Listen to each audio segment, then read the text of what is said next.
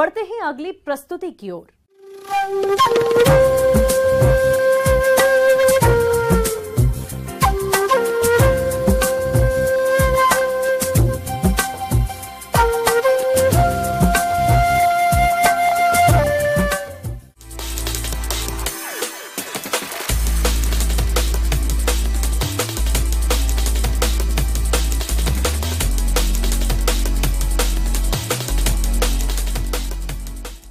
ग्रामीण कृषि मौसम सेवा भारत सरकार और समता सेवा केंद्र सीतामढ़ी और मौसम विभाग के सहयोग से जारी मौसम पूर्वानुमान के अनुसार पूर्वानुमान की अवधि में सीतामढ़ी और इसके आसपास के इलाकों में अगले आने वाले दिनों में मौसम के मिजाज को देखते हुए किसान भाइयों को सलाह दी जाती है कि ग्रीष्मकालीन सब्जियों जैसे कि भिंडी, लौकी, करेला की रोपाई के लिए भूमि तैयार करें। सब्जियों के स्वस्थ उत्पादन के लिए जमीन तैयार करने के दौरान 15 से 20 टन प्रति एकड़ वर्मी कंपोस्ट देने की सलाह दी जाती है। सब्जी की फसलों को कट वर्म के हमले से बचाने के लिए भूमि की जुताई के दौरान क्लोरोपाइरीफॉस 2 लीटर प्रति एकड़ की दर से छिड़काव करें। किसान भाइयों को सलाह दी जाती है कि रबी मक्का की फसल में तना छिलक से बचाव के लिए कार्टाप हाइड्रोक्लोराइड 4G की 6 से 7 किलोग्राम मात्रा प्रति एकड़ की दर से पौधे की जड़ के आसपास व्यवहार करें। मक्का की फसल में फॉल आर्मी वर्म से बचाव के लिए लिम्डा साइहाइलोथ्रिन 5 EC दवा की 1 मिलीलीटर मात्रा प्रति लीटर पानी के हिसाब से घोल बनाकर छिड़काव करें। आगामी दिनों में बारिश होने की संभावना नहीं है। किसान भाइयों को सलाह दिया जा रहा है कि गेहूं की फसल में दूसरी सिंचाई बुआई के 40 से 45 दिन बाद करें। सिंचाई के 3 से 4 दिन बाद गेहूं की फसल में प्रति एकड़ 30 किलोग्राम यूरिया का दूसरा उपरिवेशन करें। किसान भाइयों को सलाह दी जाती है कि आम की फसल को मधुआ एवं अन्य कीटों से बचाने के लिए इमिडाक्लोप्रिड 17.8 SL के 1 मिलीलीटर मात्रा प्रति 3 लीटर पानी के हिसाब से घोल बनाकर छिड़काव करें। गोभी की फसल में माहो के प्रकोप को नियंत्रित करने के लिए मेलाथियान 2 मिलीलीटर प्रति लीटर पानी के हिसाब से घोल बनाकर छिड़काव करें। जानवरों में बाहरी परजीवियों को नियंत्रित करने के लिए उन्हें कृमिनाशक दवा दें। आहार के साथ नमक दें और धूप में रखें। कम तापमान के कारण रात में जानवरों को गर्म स्थानों पर रखें। किसान भाइयों को सलाह दी जाती है कि पशुओं को खुरपका मुंहपका बीमारी से बचाव के लिए टीकाकरण करवाएं। और मौसम के अनुसार प्रबंधनों पर ही टिकी है आपकी खेती बाड़ी, इसलिए मौसम पूर्वानुमान और उस पर आधारित साप्ताहिक कृषि सलाह इस प्रकार है।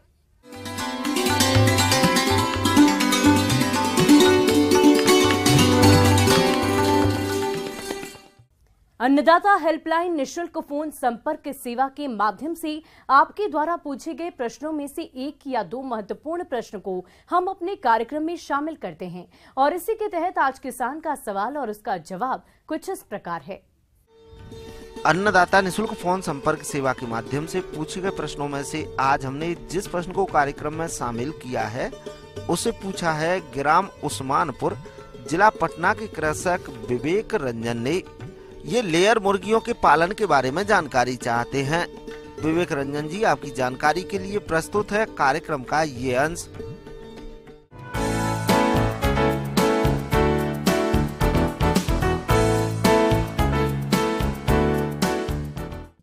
नमस्कार पशुपालक भाइयों, आज की हमारी जानकारी जो अंडे उत्पादन के लिए जो लेयर फार्मिंग करना चाहते हैं उनका बहुत ही उज्जवल भविष्य है इस क्षेत्र में। तो लेयर फार्मिंग के लिए जरूरी है कि सबसे पहला तो होता है कि जो किस वैरायटीज का हम लोग क्या होता है चयन करें। तो अंडे उत्पादन के लिए कुछ प्रजातियां हैं जैसे कि लोहमन है, BB 300 है, BB 380 है। इसके अलावा अगर कोई घर पर करना चाहते हैं, बैकयार्ड में करना चाहते हैं अगर लेयर फार्मिंग, तो उसके लिए एक जिसको कि हम लोग झारसिम कहते हैं, उसमें भी अंडे उत्पादन की क्षमता बहुत अत्यधिक है। तो जो भी अच्छे अंडे उत्पादन वाली जो प्रजाति है उसका चयन कर सकते हैं। जो इन प्रजातियों का जो एवरेज अंडा उत्पादन होता है वो 280 से लेकर 350 तक हो सकता है। आज के दौर में अंडे की डिमांड इतनी बढ़ गई है कि अंडे की पूर्ति कर पाना मुश्किल भी हो गया है, क्योंकि अंडे से हमें भरपूर प्रोटीन, कैल्शियम और ओमेगा 3 मिल जाता है, जो हमारे स्वास्थ्य के लिए बहुत ही ज्यादा लाभदायक होता है। ऐसे में लोगों के मन में लेयर पोल्ट्री फार्मिंग के प्रति रुझान बढ़ रहा है। लेयर मुर्गी पालन का अर्थ है व्यावसायिक अंडा उत्पादन के उद्देश्य से मुर्गियों का पालन करना। अब दूसरा बात होता है कि इसका आवास किस तरह से निर्माण किया जाए। तो लेयर फार्मिंग जो हम कर सकते हैं वो दो तरह से कर सकते हैं। एक तो डीप लिटर सिस्टम में कर सकते हैं और दूसरा एक है कि केज सिस्टम में हम लोग बैटरी सिस्टम या केज सिस्टम जिसको कहते हैं वो केज के थ्रू हम कर सकते हैं। तो जब हम डीप लिटर सिस्टम में हम मुर्गियों को रखते हैं अंडा उत्पादन के लिए, तो इसके लिए हम जरूरी होता है कि एक मुर्गी को करीब करीब 2 स्क्वायर फीट भूमि की आवश्यकता या जगह की आवश्यकता होती है। और जब अगर कोई मुर्गी उत्पादन पिंजरे में करना चाहते हैं या केज सिस्टम या बैटरी सिस्टम में करना चाहते हैं, तो उसके लिए करीब करीब 12 इंच और 12 इंटू 15 इंच का स्पेस की जरूरत पड़ती है एक मुर्गियों के लिए। और इसमें नमी का विशेष तौर पर ध्यान रखना चाहिए और नियमित तौर पर जो मुर्गियों का बिछावन है उसको बदलते रहना चाहिए। लेयर पोल्ट्री फार्मिंग के लिए मुख्य और सबसे महत्वपूर्ण बात एक उपयुक्त भूमि का चयन करना है और यह इस व्यवसाय का सबसे महंगा हिस्सा है। व्यावसायिक मुर्गी पालन के लिए यदि आपके पास अपनी खुद की भूमि है तो बेहतर रहता है। भूमि का क्षेत्र पक्षियों की संख्या पर निर्भर करता है। पोल्ट्री फार्मिंग के लिए जगह चुनते समय कुछ बातों का खास ध्यान रखें। मसलन ग्रामीण क्षेत्रों में पोल्ट्री फार्मिंग करें क्योंकि ग्रामीण क्षेत्रों में भूमि और श्रम अपेक्षाकृत सस्ते हैं। कोशिश करें कि जगह प्रदूषण मुक्त हो, साथ ही चयनित स्थान पर पर्याप्त मात्रा में ताजे और साफ पानी का स्रोत हो। इतना ही नहीं, उस स्थान से शहर में परिवहन व्यवस्था पर भी ध्यान दें और अगर आपके द्वारा चुने गए स्थान के पास ही मार्केट हो तो काफी अच्छा रहेगा। इससे आपका परिवहन का व्यय काफी हद तक बच जाएगा। आमतौर पर मुर्गियों से ज्यादा अंडा उत्पादन प्राप्त करने के लिए उन्हें उचित देखभाल और प्रबंधन की जरूरत होती है। इसके लिए वेंटिलेशन सिस्टम और तापमान प्रबंधन सही तरीके से करनी चाहिए और सही वेंटिलेशन के लिए बड़े आकार की खिड़कियां या दरवाजे बनवा सकते हैं जिन्हें आवश्यकता पड़ने पर खोला जा सके। इसके अलावा जो लेयर मुर्गियों के लिए जो आवास बनाए तो यह जरूरी है कि वो शोरगुल से दूर रहे, क्योंकि शोरगुल अगर अत्यधिक होगा तो मुर्गियां इस परिस्थिति में अंडे उत्पादन अच्छा नहीं कर पाती हैं। और उसके अलावा है कि मुर्गियों को जो अंडा उत्पादन करने वाली मुर्गियां हैं उन्हें करीब 14 घंटे प्रकाश की आवश्यकता होती है। तो अगर आवास इस तरह से होना चाहिए कि जहां पर कि सूर्य की प्रकाश अधिकतम मिल सके। अगर नहीं मिल पाए तो तब हमें क्या होता है, जो कृत्रिम रोशनी या बल्ब लगा के प्रकाश की कमी को पूरा करना चाहिए। कि जब शुरू में जब ब्रूडर हो गया, जब शुरुआत में हो गया, जब ब्रूडर हो गया, ग्रोवर हो गया, उसके बाद आता है लेयर। और लेयर जो मुर्गियों का जो जब लेयर ग्रुप में आता है तो करीब इस टाइम इसका 18